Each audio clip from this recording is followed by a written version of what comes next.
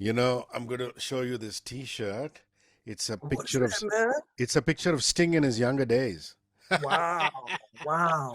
I can't. With Oh, the yeah, I can upright, see it. I can see that now. Yes, I can see that now. you I know, can with see with that. his upright bass, and you performed, collaborated with Sting, Yo-Yo Ma. What fascinates me is all the stuff you've done outside the jazz space, Billy, which is why you're such a legend. However, I always wanted to play the drums, Rishi. I wanted to play the drums, but where I grew up, which was in Washington, D.C., we didn't have the space, if you will. Is it going to be some of the earlier BK Groove albums, all of the above? I don't know. Well, this is again, I would say in a sense, because when you said rock, and then first of all, we're not going to be playing for 2 hours. I'm getting pretty old. I'm not going to play for 2 hours. Now, Stevie Wonder can do that. All right, this is such an honor. Billy Kilson, four-time Grammy-nominated drummer, is going to make his NCPA debut in this very month, Saturday, 31st of January at 6:30 p.m. at the Tata Theatre, NCPA.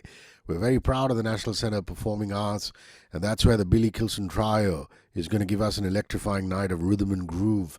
Tickets are live at Book My Show as well as at the venue if you get to the venue box office, and they're going out very, very fast. It's going to be a 2 hour power pack performance, and we're very pleased that Billy is joining us. Hi, wonderful to talk to you. What an honor. And how are you doing today, Billy? I'm doing great. I'm doing great. Where are you broadcasting from? It looks pretty cool, that background there. That Ah, setup. Cool. artificial intelligence, Billy. You're not supposed to give that away, Rishi. You're supposed to, man, look, my studio, my setup, I have this. You should have names for all the equipment, man. Come on, man. You got to play it up, man. I remember to research and do better next time. Billy, I'm going to start in the early days. I believe you started on the trumpet and trombone Oh, before wow. discovering the drums. Can you tell us what drew you to the drum kit so passionately? Yeah, what drew me to the drums? Well, it's wow, that's a great question.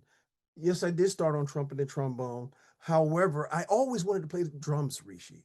I wanted to play the drums, but where I grew up, which was in Washington, D.C., we didn't have the space, if you will.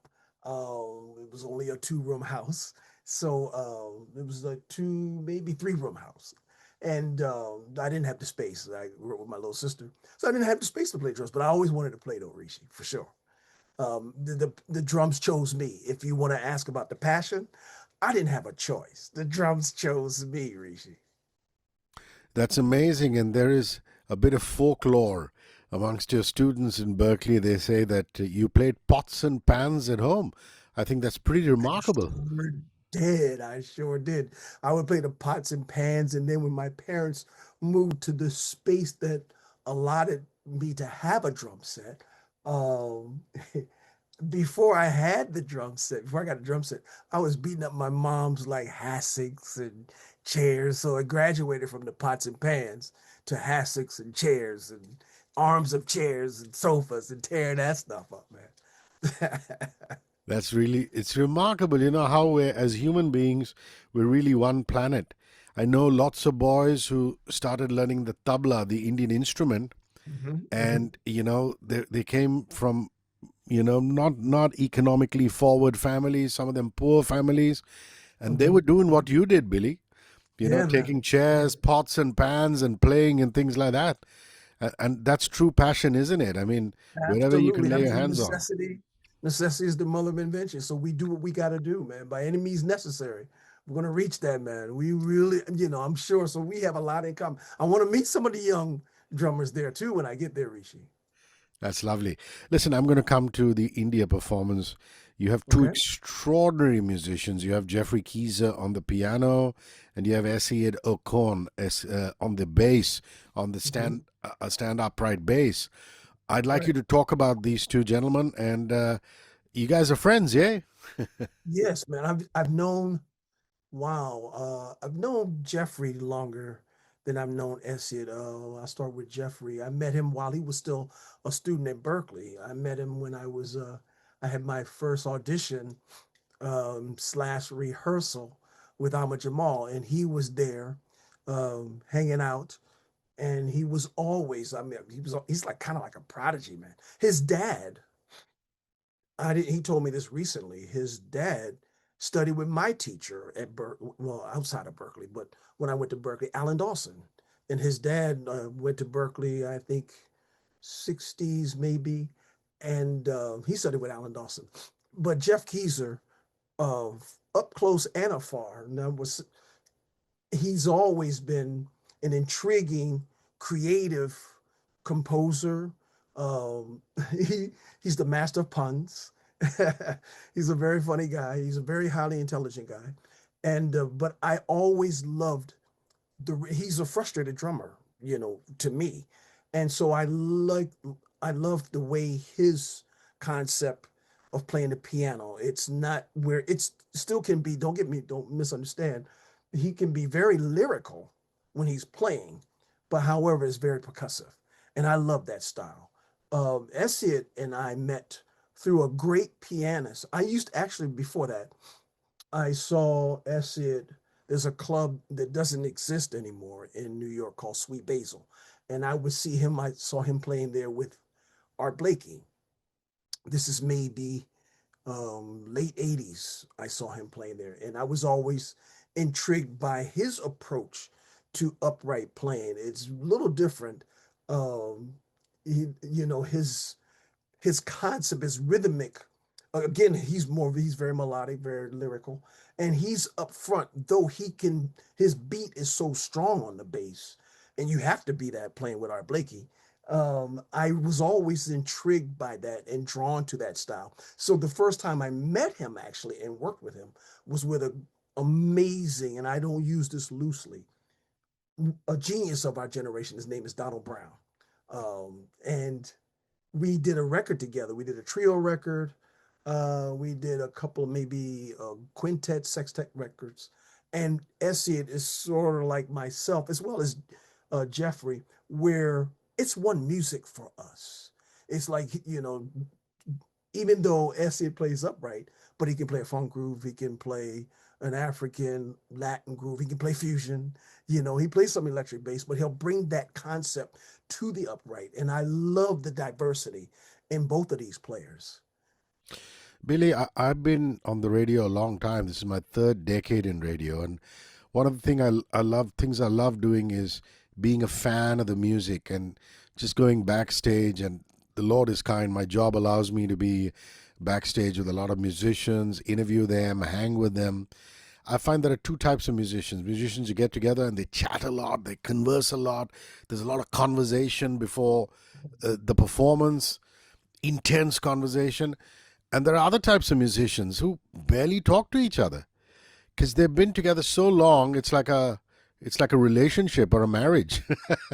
Yeah. So I wonder how Jeffrey and Essie and yourself are. Do you have lots of conversations, or I you would just say, instinctively understand each other? Do you have to talk a little more? I don't know. well, it's a great question, man. And really it's contingent upon the day. Like I don't know if I'm not sure if all the musicians, and I can only speak for myself. Let's say I'm on the road with a band and we had two delayed, we have two flights and they both were delayed. We might hate each other, man. So no one's talking that day. But then the next day we'll talk about it was really screwed up the day before, man, and we'll laugh and joke about it.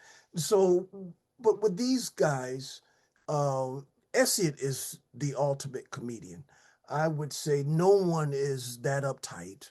We do like our own space, absolutely, but there's nothing excessive, if that makes sense. There's not an excessive word. There's not excessive silence. There's not excessive quietness. It's not excessive where everyone is so loquacious and just speaking and speaking, speaking, talking and talking, constantly. There's a great balance. And that to me transcends to the bandstand. I think that the audience and the listener will get a good balance of what we're trying to portray and display on the bandstand. I'm going to show you this T-shirt. It's a What's picture of that, man? it's a picture of Sting in his younger days. Wow. Wow. I can't. with Oh the yeah, I can upright, see it. I can see that now. Yes, I can see that now. you I can know, see with that. his upright bass, and you know, you performed, collaborated with Sting, Yo-Yo Ma. What fascinates me is all the stuff you've done outside the jazz space, Billy, which is why you're such a legend. Talk to me about that. Talk to me Oh about man. Sting, Yo-Yo Ma, these guys outside of jazz and collaborating with them. That must be so much fun. Okay, okay. First of all, you can't say legend Billy Kilson the same sentence, man. Don't let you guys that are listening, don't listen to the legend part, man. I'm Billy Kilson, just another drummer, man. Come on, man. But Sting and Yo Yo Ma are legends. Um, where do I start with? Where do I start? I've been when I was very fortunate to play with them both and to work with them both, and I like to think my teacher, Alan Dawson, and then being reared by Ahmad Jamal, and forgive me if I go here, and he was so diverse where there's no, like, even though he had the traditional trio and like maybe pioneer, he's like his trio is the benchmark of the trio sound for me. However, if you check out any of his records, you can have a jazz standard like but not for me, or if he does wave, you know but he might do it in this fashion that could be a fusion sense, all the way up to where you have a rapper named Nas that can, he's probably the most sampled outside of him or Bob James. So then that being weird and being tutored by an artist and talking about a legend. Now that's a legend. He's an avatar to me.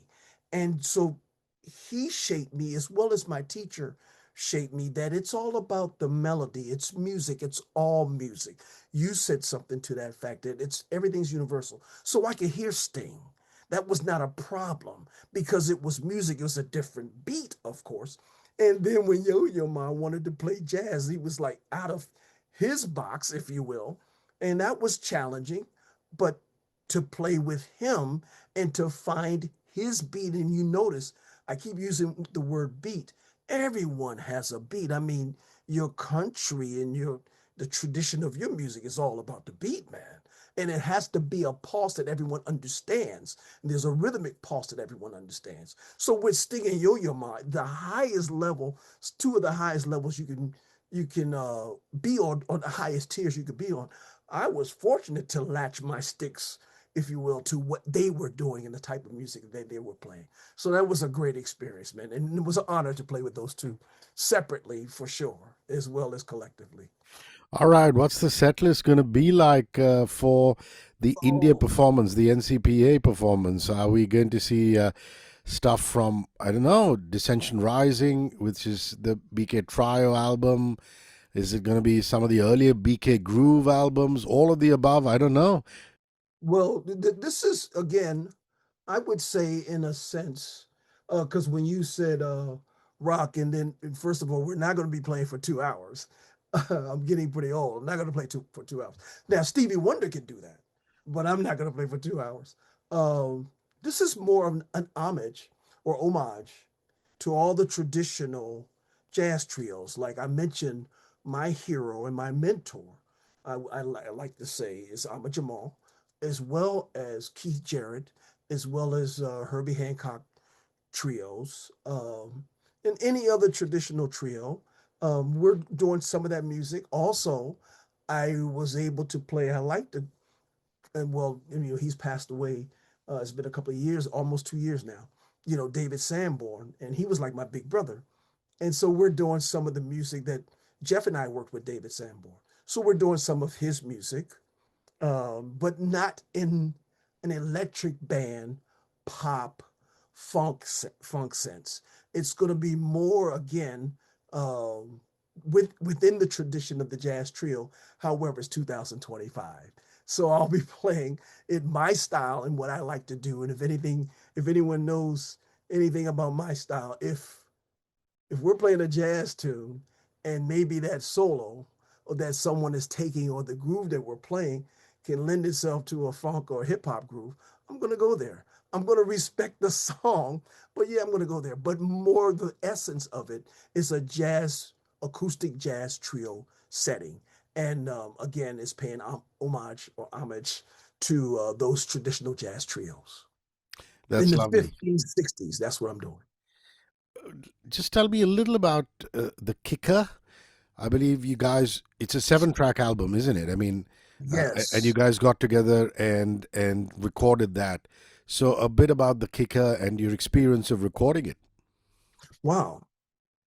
What I did, I would guess, not I would guess, I guess, first of all, I was grateful that those guys were available.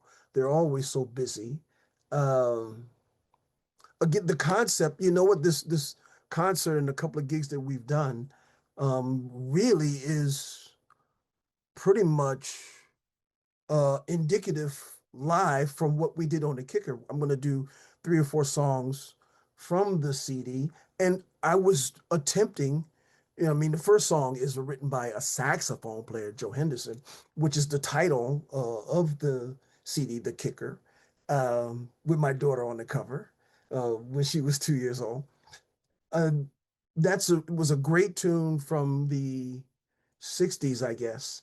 And it's more of a like even Horace Silver did it. So I sort of did it the way Horace Silver did it, like that kind of vibe, that kind of funky kind of sound, the way Jeff played it. And then as well as some of the standards like Stella by Starlight, I did a very, very old standard that Art Blakey did with his band. I think Cedar Walton, I might have that wrong. Another piano player did it, which is Close Your Eyes. And if you notice the way I started the tune, it's kind of like a funky kind of, straight eight kind of thing. We did a version of the way Jeff Keezer arranged footprints. We did that, and that's kind of like a Afro-Cuban kind of thing. So I wanted to just kind of show and display, like I did with Dissension Rising, but it's a growth of that, where I show and display my jazz roots, if you will. And that was the kind of deeply jazz rooted trio, and it's kind of playful with impressive or impressionistic kind of arrangements we did. It was very fun, man. It was mad fun, and it's kind of like my kind of sense, as well as the Elliot and Jeff's sense of like how our delivery of the jazz repertoire, standard repertoire, is or was. Billy, I'm so happy that you mentioned people like Emma Jamal, Alan Dawson, at least a couple of times in this interview. In India, the guru disciple relationship is a very special one. Our Wow. teachers, our gurus, are Hmm. revered, and we always think of ourselves as an extension of our guru, of our teacher, and people that we learn from. And that's a Hmm. very important part of Indian culture, whether it's in yoga and spirituality or it's in music. Wow. In Wow. fact, we go to another extent. We sit at the feet of our guru. Lots of times in Indian classical music, you don't stand, you don't sit till your guru sits. That's the kind of respect you have Yes. for the man or the Yeah. woman who taught you. Yes. I'd like Yes. to talk about that. I mean, this is Alan Dawson, God bless his soul. You studied with him at Berkeley. How did his mentorship influence your musical voice? And it's amazing that you're giving back now, Billy. You yourself mentor Yeah. kids. You teach at Berkeley, elsewhere, and it's a wonderful process, a cycle that you've set into place. And Dawson himself, what a legend, played with Dave Brubeck, did so many things in his career, and yet gave back to society and teaching via teaching. And that's what when you say mentor or guru, I like that. Um, yeah, man. I'm if there is if there is a everyone's has North Stars and North Star, but I can't have one North Star. I just can't. But my if I have to pick musical North Star, it's definitely Alan Dawson, man. You know, meeting him and him taking me under his wing outside of the the lesson and teaching me things. Having, when you talk about respecting your guru, I used to. meet him at the gig when I was, I would say, my last senior year of Berkeley, and I studied with him outside of Berkeley. He was living maybe 30 minutes outside the school, outside of Boston. And I would take a couple of buses and go to his house. But when he would play in wherever he played, I had a car at this time, my last year. So I would meet him at the gig, Hrishi. I would meet him at the gig, take his drums out the car. He would never, I wouldn't let him touch his drums. I would take his drums out the car, set up his drums. This is true, Hrishi. I would set up his drums. He would get there early enough. He would like to be at the gig pretty early. Set up his drums, and then I would go to my gig and then do my gig. I would leave my gig. He'd like to hang out. I would leave my gig, rush to his gig, tear his drums down, and put them back in the car. That's probably the equivalent of sitting at your guru, sitting at their Wow. feet. Yeah. That's what, and so I didn't have the inclination, the thought of ever teaching, ever, paying it forward, if you will. I never had that thought when I was at Berkeley, all the times that I'm playing, the decades that I played. But man, since this is my 11th year paying it forward. And I find myself not just teaching and a lot of his ways or methods, if you will. But I've adopted his pedagogy. I've adopted a lot of his sayings. I catch myself and I think, I didn't just say that. Did I just say that? So when you say, not only you are like you are trained, if you will, and mentored and tutored by this amazing, and he's another amazing avatar. But then you kind of form into that. And I not like, but I can't believe that's happening, Rishi. I really can't believe. I mean, that really kind of freaks me out sometimes. I'm sitting in that class and one of my students gave me the best compliment. I would say, I feel, it's too bad my teacher couldn't see you. Alan Dawson couldn't see you. If he could have seen that solo, or I wish he could tell you this. And this student said, I feel like I'm studying with Alan Dawson. And that meant a lot to me. That meant a lot to me. So yes, I'm paying it forward on both ends, like paying respect and keeping his method because it works. First of all, his concept works. Keeping his philosophy and teachings and methods of teaching alive, as well as whatever I've done up until this point that I can share with younger students. And they don't have to play drums. I have students that play that they're not drummers. Like I have trumpet students, I have different ensembles, I have bass students, but I still teach them Alan's methods. And if I can help them, which he did to give me the foundation, as well as Ahmad Jamal, to give me the foundation to be sitting here and speaking with you, Rishi, and to be able to perform. This is the prep, the our interview for the upcoming performance in about 10 days. That's Alan Dawson, and I feel very fortunate, man. Very, very fortunate. So not legend yet. Give me a couple more decades. Maybe I can have that legendary status. Ladies and gentlemen, this is a man who's been playing for 40 years, Billy Kilson. You could turn around and say, hey, man, I've been doing this for 4 decades now, both as a leader and a highly sought after a drummer.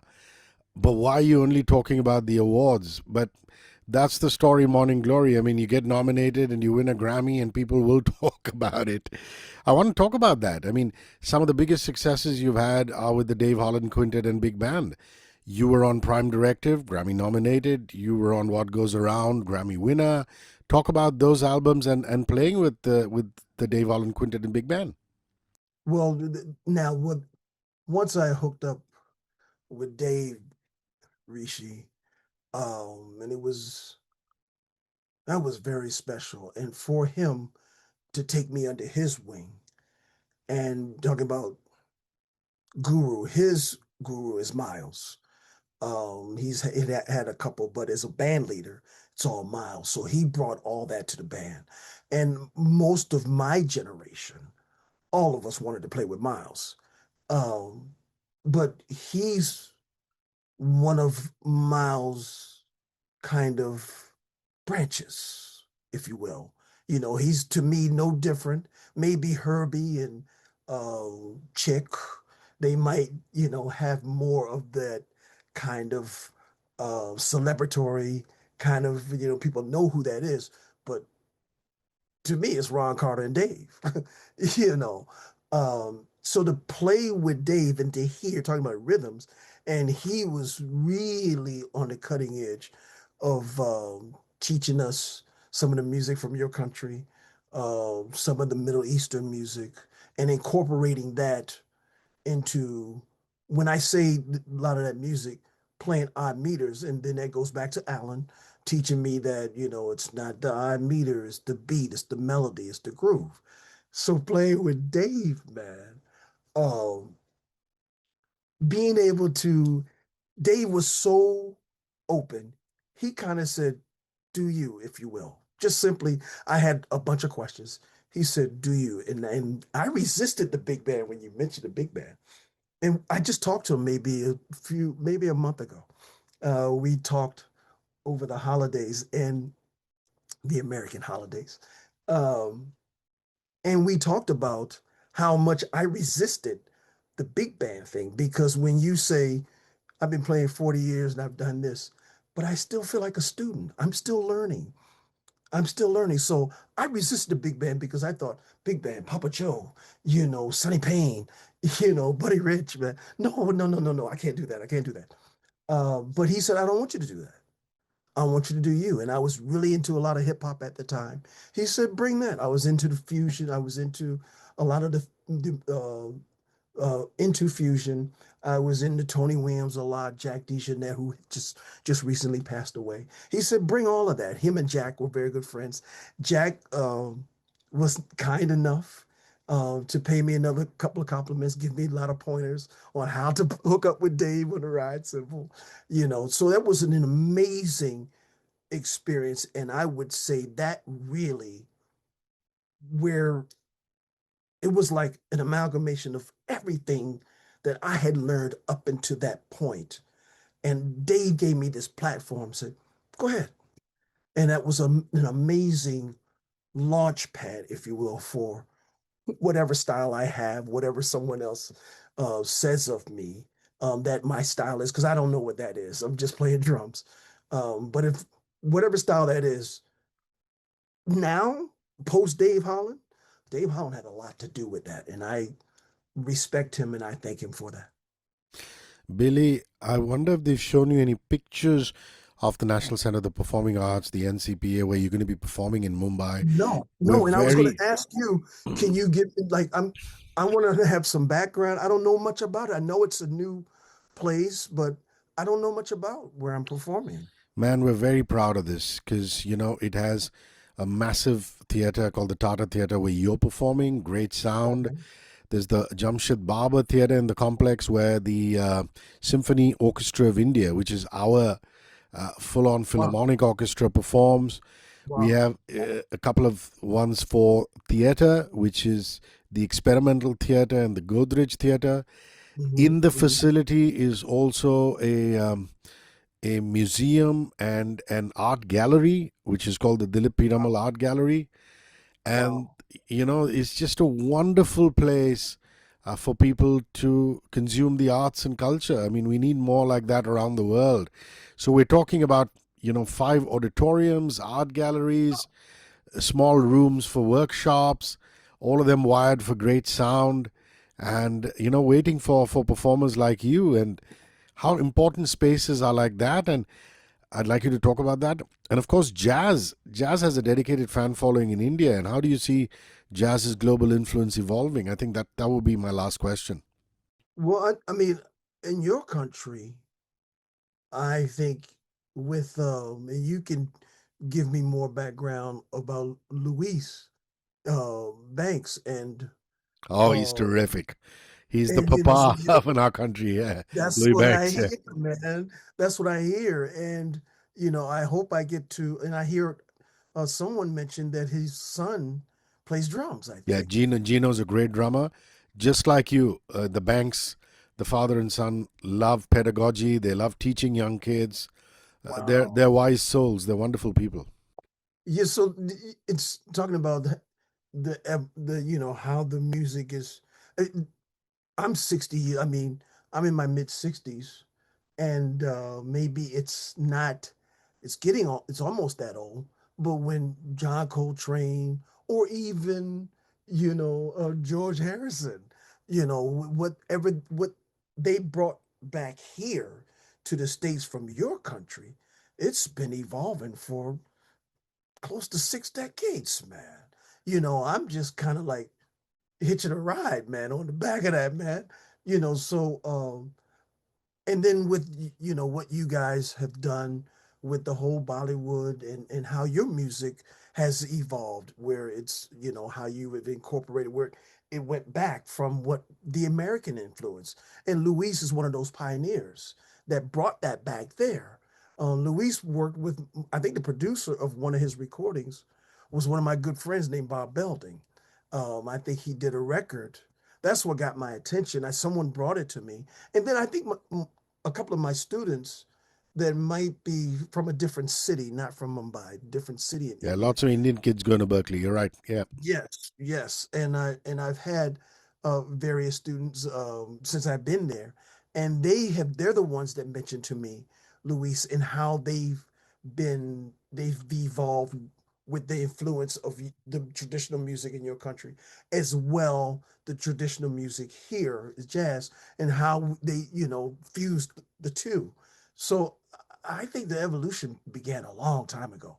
What I'm intrigued at is the expansion of the education in the arts. Because if I'm a young kid that's 8 or 9 years old, and I want to see, I really I'm inspired by. Doesn't have to be jazz, but I'm an inspiring drummer. Well, sheesh, man, you guys have the facility that my mom can take me to, and I can see not just the drums. I can go see a symphony and see the snare drum and see the snare drum the percussionists. I can see someone play timpani. It's really great that you guys have that platform there and that space for all kids and the society, because you know how important that is for society to have the arts, man. So that's kudos, man. I can't wait to see this, and I'm honored to be a part of it. How beautiful. All right, then, 6:30 p.m. Saturday, the 31st of January, the Billy Kilson Trio, an electrifying night of rhythm and groove. Billy himself on drums, Jeffrey Keys on piano, S.E. Ocon on the bass. This is at the Tata Theatre, NCPA, Mumbai. Tickets are live now at Book My Show and also at the venue. Please go get them. It is going to be one heck of a night. Billy, what is the world coming to? I mean, countries are going to war with each other. I think the only thing that can save us is music and art and culture. And we're kindred souls. Thank you. I really appreciate your time. I love this conversation. And I cannot wait to see you on the 31st. And I promise to barge in backstage to come and give you a hug. I'm looking forward to Rishi. This has been quite a pleasure, and I really had a great time hanging out with you, Rishi, man. I really did. Thanks for having me, man. Thank you. See you soon in India. All right, I'll see you. Hello, see you guys soon, everyone. 94.3 Radio 1.